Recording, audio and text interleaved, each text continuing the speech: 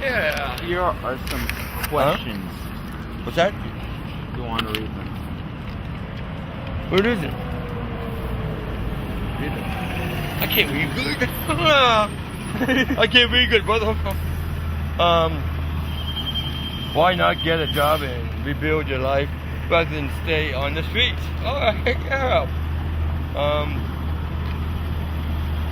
Yeah, it's harder for a homeless person to find a job rather than a person with a home. Good point there, buddy. Good point. What are homeless children doing to start their own lives? Nothing yet. Nothing. Yeah, this little change helps me out a lot. It's helps pay the bills, pay bus fares, food, rent, the whole nine yards right here. And I've been doing this for 10 years, and I've been doing pretty damn good, tell you the truth. I like it. Awesome. I like it. Yeah, hit me over here. Hey guys, I know about my real train paper. Anything else? Okay, so that answers question 1. Question 2, what are homeless children doing to start their new lives? What age group are you talking about? Teens. Kids. Well, okay, I'm gonna say this. You consider a teen able to think for itself? What? Do you consider a homeless teen able to think for himself? Of course, yeah. And that group includes what age? Age 14 to 19.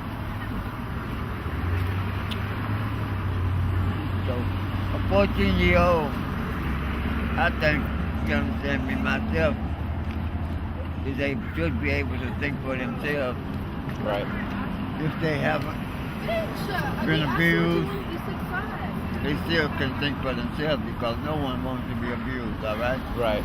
Right. Okay, now, that goes back to question 1. The individual himself, if he's able to think properly, excuse me, No, it's fine. decide whether or not they want to start a new life if they are in a homeless situation. Right. You feel me? What category a homeless person put themselves in? Some people are just lazy, you know?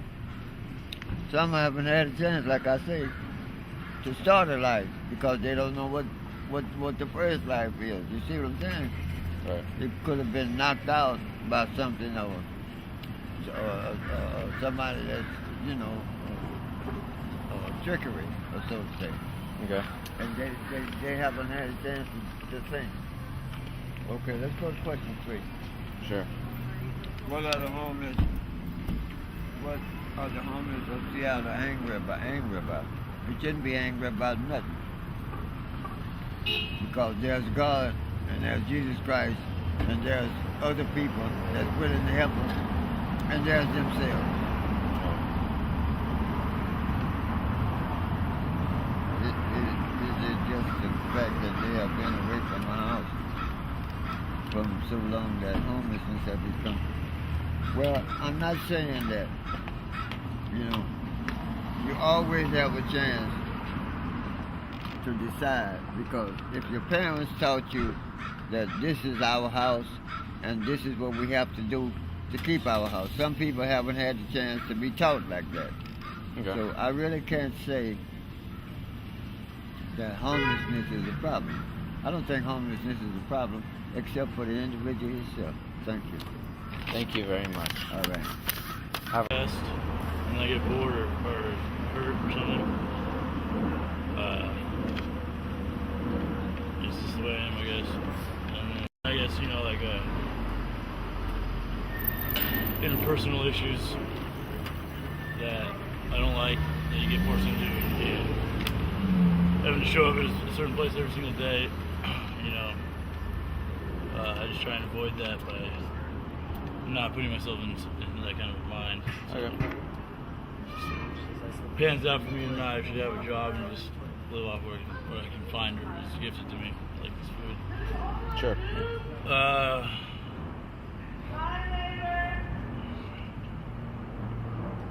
Is it harder for a homeless person to find a job rather than a person with a home?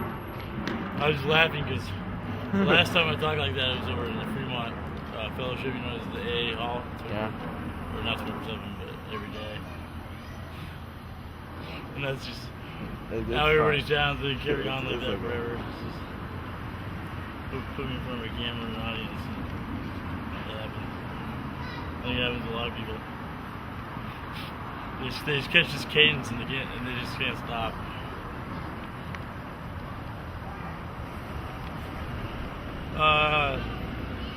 Is it harder for a homeless person to find a job rather than a person with a home and a mailing address? I'd say, well, in this city, Bill Gates paid for that Compass Center, so you can get a mailing address, and that's kind of the main issue. I think, right? The homeless person might just be hungry or more hurt. Right. Can't get themselves up enough to really do a good job research, you know, like they're still on drugs.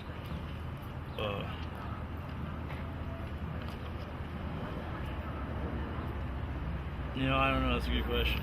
You know, I think it just depends on the ambition of each person.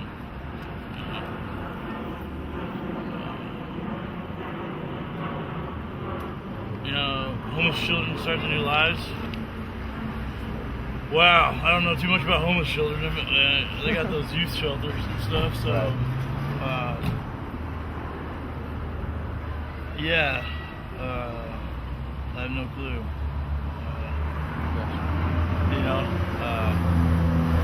I think there's so many resources for really young people that are homeless that they're not really that homeless. You know, they're probably just trying to find like an actual new family or something or whatever they don't have. You know, if they're young, you know, that's probably more important to them than a physical home. So. There's a lot of places like that. I think Eminem started one, and I think Elliott Smith has one in his legacy. And there's one right down in old town of Portland. Oh. Yeah, Portland has one. And then there's the Roost Shelter here for Field 26. So yeah, I don't think the youth have it too bad in terms of actual nuts and bolts, but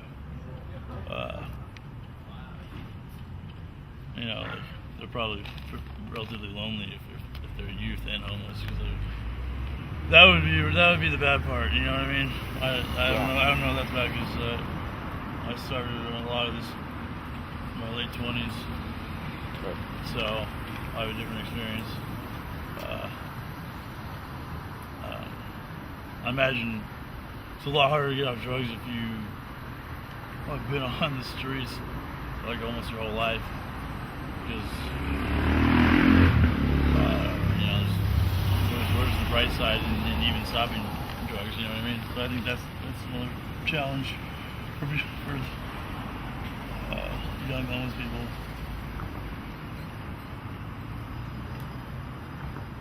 What are the homeless see how angry about?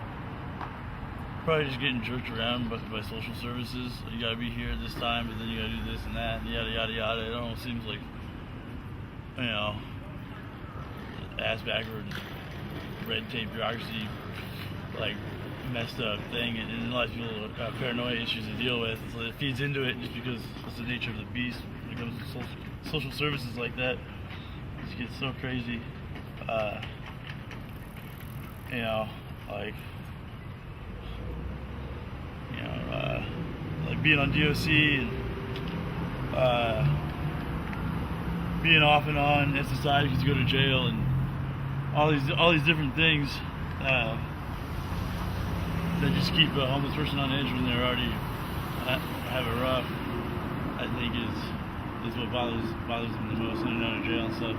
Basically, having to interact with a man to get what they think they need. But I guess what I would say is, if you're homeless, just give up, abandon SSI, save the taxpayers their dollars, and live off grace, because it's just the nature of the beast. You're gonna get jerked around too much with Section 8 and SSI and DSHS, and the program ends here, and you can only make this much money, and then you switch over, and there's just too much Right. flaw built into all that, and it's bad for your psyche, I believe, or whatever, you know. Because it's just sort of really arbitrary, and that's just, I mean, how else are they gonna do it? They gotta, there's no other way, you know. It's like social services are like a tax code. They're just, it's just gonna be hella flawed, but how else there's no other way to do it, you know. So, unless you come up with a better way to basically govern, you know, the homeless people are always going to be pretty agitated, you know, like, you can't sleep there because the conditions of entry, you know. This strip is not set up for people that don't work and just live on the sidewalk, you know. It's set up for commerce. So you just are like a zebra with, you know, out stripes or whatever that phrase is, you know. You're just you're basically totally out of place if you're homeless in a city, essentially, no matter what. It's kind of an awkward existence. Sleeping on concrete is crazy as hell, you know. Sleeping in a tent that just gets soaked with the rain anyways. It's like, and, you know, you got pneumonia and bacterial infections and fentanyl because you can't get indoors and make a rational decision about stuff that just wipes so many people out. That's a little bit ridiculous, you know. That's, you know, but yeah, you know, if you want to know what the heart of being homeless is you're too strung out to go to the hospital to deal with a bacterial infection that's about to kill you. And I've been right there. You know, I waited to I was absolutely certain that there's no other way, you know. And then I finally went and got antibiotics. So just a month of just being too weak to even get to the hospital. You know, I think that if people want to know the seriousness of what homelessness is, it's like I can't even make it off this corner for a little while, you know. So, well, you know, thankfully people brought everything I needed right to me. So, you know, that's it. So it really wasn't an issue, but yeah, I don't know. I don't really have a point anymore. Is it just the fact that they've been away from the house for so long that homeless has become their home? I guess there might be some element of that, but a lot of people out here don't really like being indoors that much to begin with.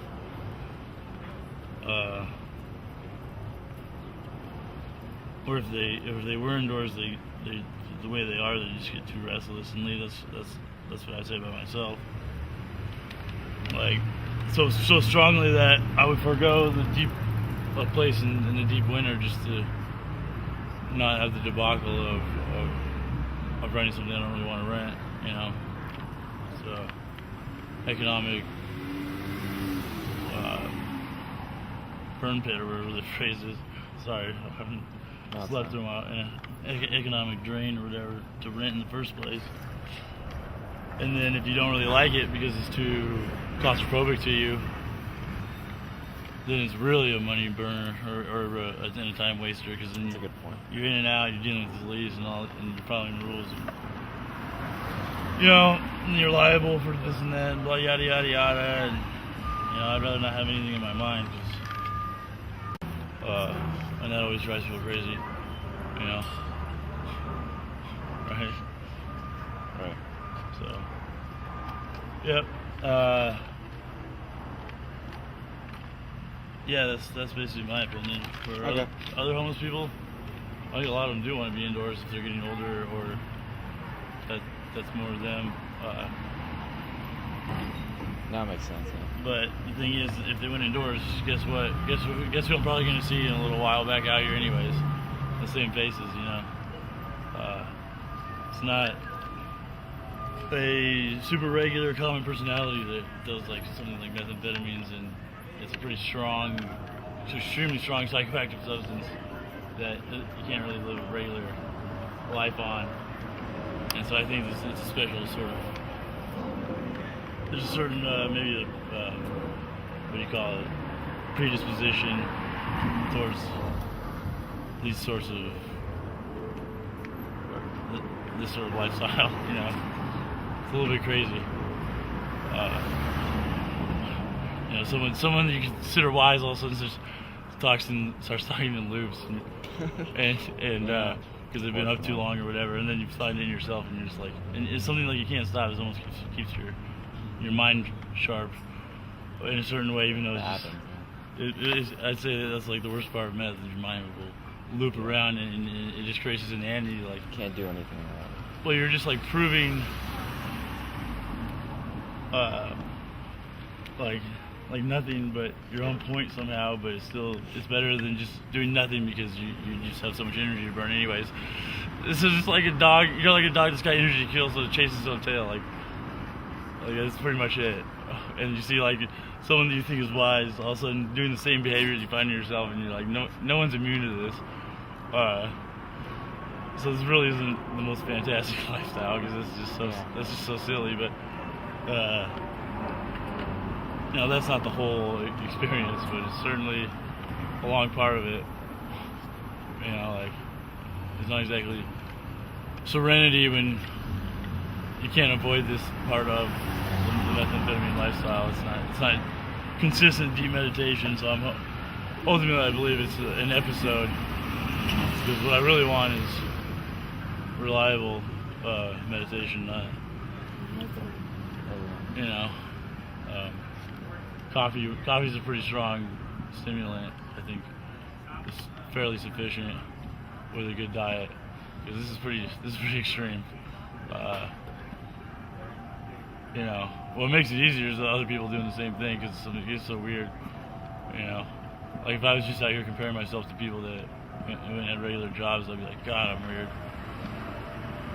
But there's a lot of people like this. I think, what is there, like 10,000 homeless people in Seattle? I don't know. It's a lot. It's a mini city. A mini city trying to squeeze out an existence somewhere on a real. It's a. Sorry, I got No, it's fine. an impinged nerve that creeps up on me sometimes. But yeah, you know, it's nice that this is a sanctuary city of sorts, because if the police wanted to, they could just be like the other areas of the country and say it's illegal, get out of here. You're going to jail. Seattle's not a sanctuary city. You know, so it's basically, at the end of the day, the cops are taking the biggest burden, because you know how much weirdness that adds to their job. 10,000 people with basically criminal, psychotic existence that's illegal all the way around, pretty much, running around. Mostly good people, you know. It's not, a homeless person really can't devise that much craziness. Is more like organized gang members or people in some sort of organization of some sort that are making more than the money and feeding the types that crave these substances. So it's just kind of a funny thing for the cops. You got a bunch of fucking weirdos running around that aren't necessarily the harmful suspects, but imagine a lot of their fucking job then just gets comprised of showing up on the scene and yeah, you know, bye, let me run your name and leave. Constantly having to do that with homeless people. You know, but whatever, that's what you get for being a Seattle police officer. You know, they're professionals, so they're doing, it seems like they're doing, you know, there's no problem with it. It's just funny to me, because if you're a police officer in like Texas or something, or some place where homelessness is just like disallowed, then you're basically, you know, like, so, yep. Yeah, that's basically my opinion. For other homeless people, I think a lot of them do want to be indoors if they're getting older, or that's more of them. That makes sense. Yeah. But the thing is, if they went indoors, guess what? Guess who I'm probably going to see in a little while back out here, anyways. The same faces, you know. This sort of lifestyle, you know. It's a little bit crazy.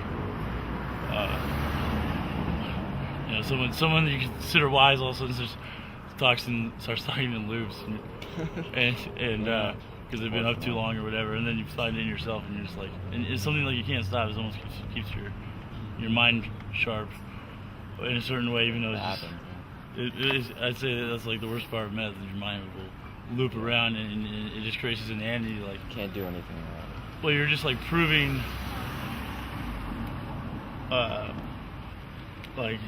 nothing but your own point somehow, but it's better than just doing nothing because you just have so much energy to burn anyways. This is just like a dog. You're like a dog that's got energy to kill, so it chases its own tail. Like that's pretty much it. And you see like someone that you think is wise, all of a sudden doing the same behaviors you find in yourself, and you're like, no one's immune to this. So this really isn't the most fantastic lifestyle because that's just so silly. But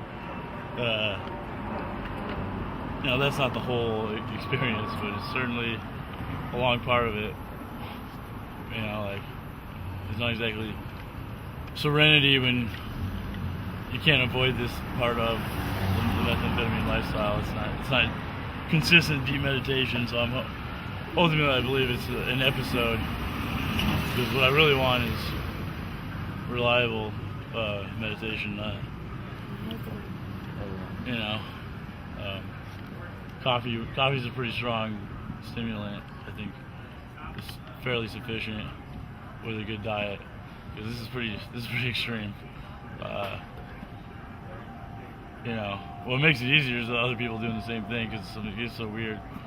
You know, like if I was just out here comparing myself to people that went at regular jobs, I'd be like, God, I'm weird. But there's a lot of people like this. I think, what is there, like 10,000 homeless people in Seattle? I don't know. It's a lot. It's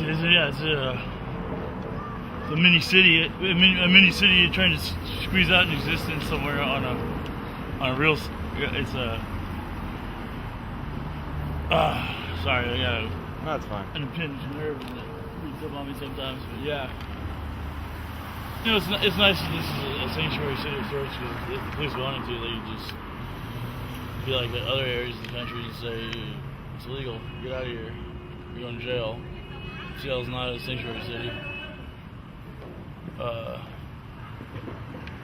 You know, so it's basically, at the end of the day, the cops are taking the biggest burden, because you know how much weirdness that adds to their job. 10,000 people with basically criminal, psychotic existence that's illegal all the way around, pretty much, running around.